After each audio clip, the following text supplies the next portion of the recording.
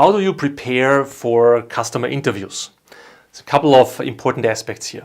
Number one, you do not need a representative sample. So it's not about hundreds of interviews, but it's about some early interviews that show you whether you are hitting something or not.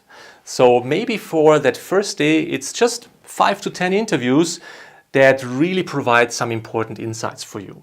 And that means you need to select the best people for that. You need to select customers that really have that problem that you are targeting.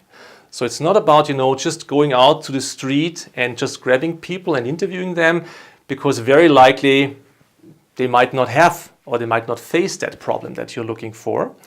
And in order to really get the right people, you need to think upfront, what are their characteristics, what are their features, and then you can ask, you can search maybe online through certain tools, and I'll provide a link for that. Or also you can go, of course, to places where it's very likely that you will find those people. Yeah? So for instance, if your idea targets something with cooking, then you could go somewhere where it is about kitchens or cooking or food. And very likely there you will find people that are more interested in that. And you can ask some of these central questions that you have prepared to figure out whether that person really fits the problem you are targeting. Yeah, so a short number or a small number of people is really enough. It's more important also that you have the right questions. And those questions, they relate to the original problem that you're targeting.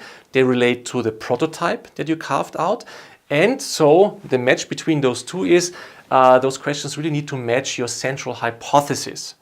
So in those interviews, it's not about asking 50 different questions, but maybe just the essential 5 to 10 questions. And also you should let the interviewee talk. So you should have your key questions ready, but then you should also lean back and really see what the problem of the person is and what the background is and what they can tell you. Because in those early interviews, you want to learn from the customers and you don't want to convince them about your perspective. So select the people that are right, select the questions that are important, and then let the interviewers talk and really try to track a lot of that. Another important aspect is that you should not only track, the written information, but maybe you can do these interviews with 2 people so that someone can also track the reaction of the person. Because sometimes what a person is saying is different from the body language. And so in those interviews, it's very important to track both of these aspects. So I hope those are a couple of interesting and important aspects for you to do those very important interviews.